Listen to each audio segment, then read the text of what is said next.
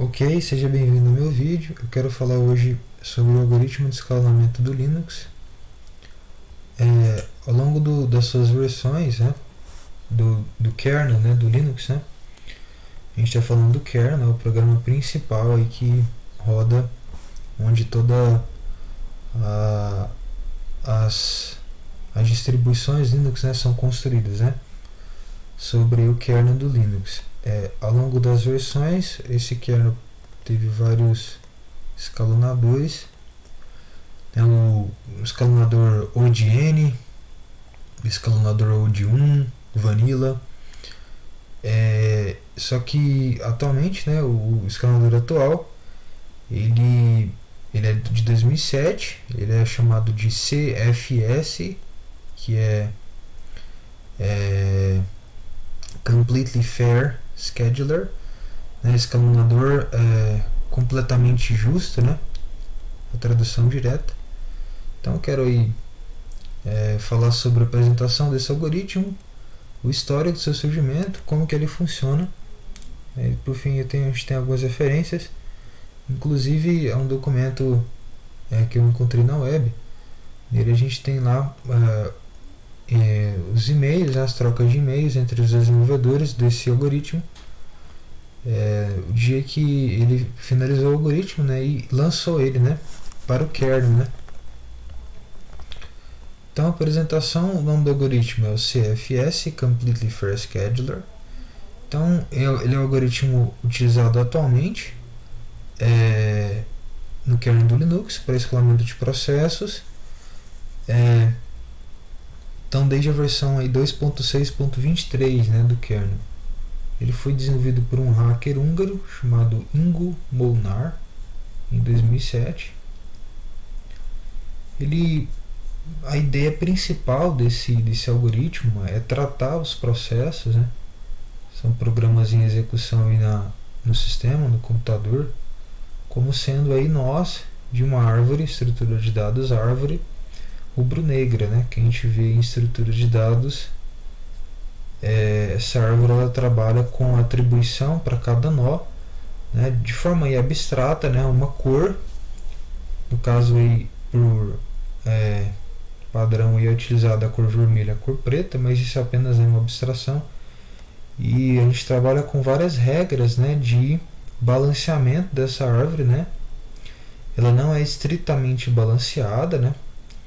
Ela não vai deixar a árvore degradar, né, para não virar uma lista, é claro, né, mas ela não é estritamente balanceada, né, como as outros tipos de árvore que a gente tem aí, né.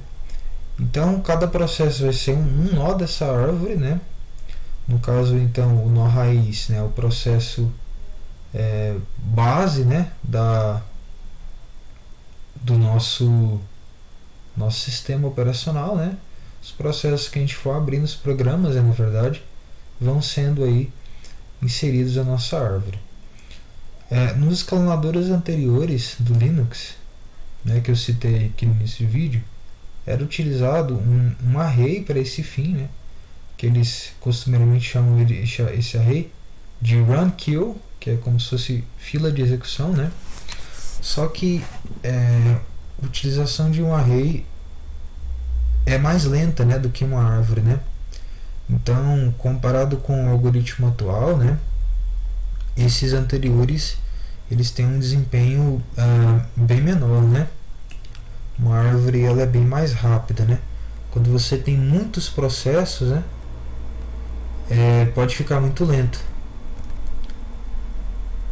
Então, a apresentação do algoritmo, o custo computacional de execução dele é dito ser de O, notação O grande, né? É um limite superior, né? Uma função matemática limite superior, ou de log de n, né? Em que é a quantidade de entidades escalonáveis na CPU, né? Processos, as threads, né? Que estão dentro de processos, né? Para a inserção de um novo processo na árvore rubro-negra, né? RB-tree.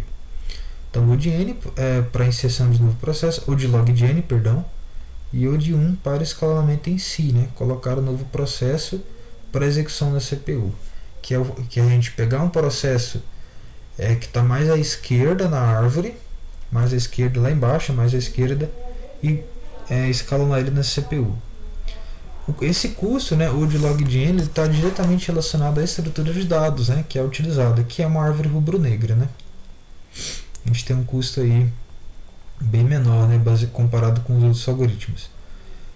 Sobre questões aí de patches, de correções, né, o algoritmo ele foi lançado em 2007, né, então a gente já está em 2022, né, já tem 15 anos, né. Em 2010, 3 anos depois, ocorreu aí o primeiro patch, pacote de correção desse algoritmo, né.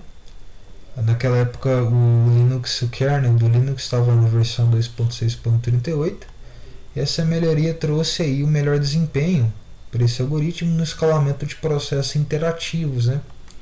Processos aí que tem grande quantidade de operações de entrada e saída, né?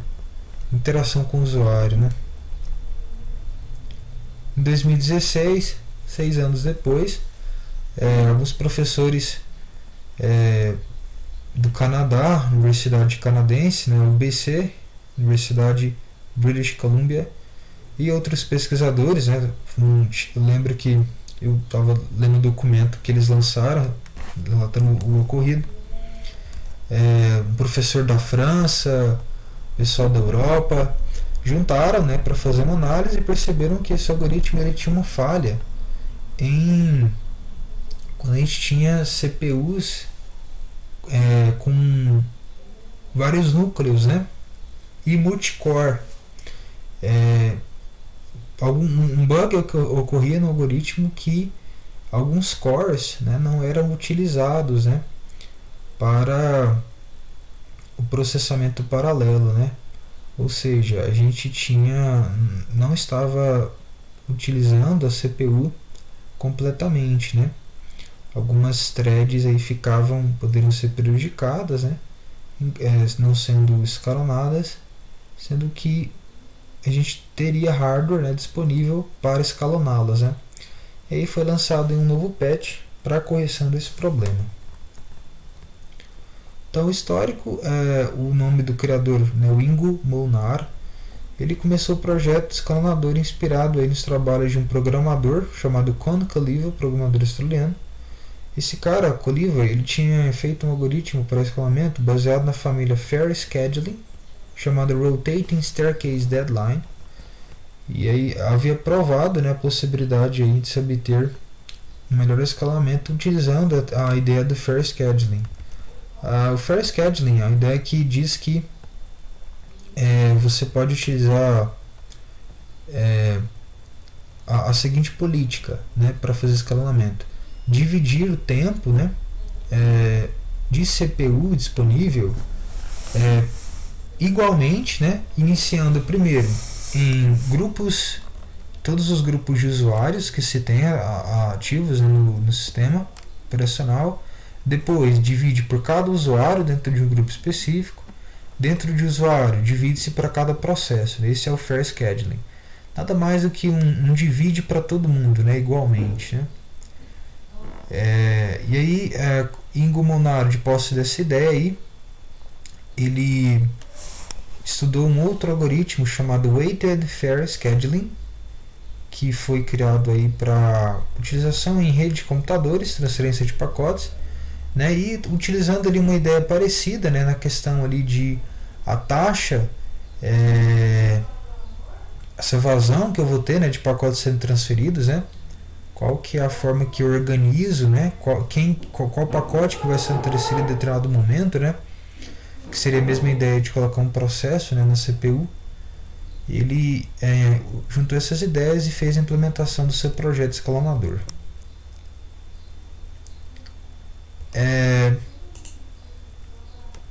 Então, o funcionamento: cada processo ou thread é chamado de entidade escalonável, né?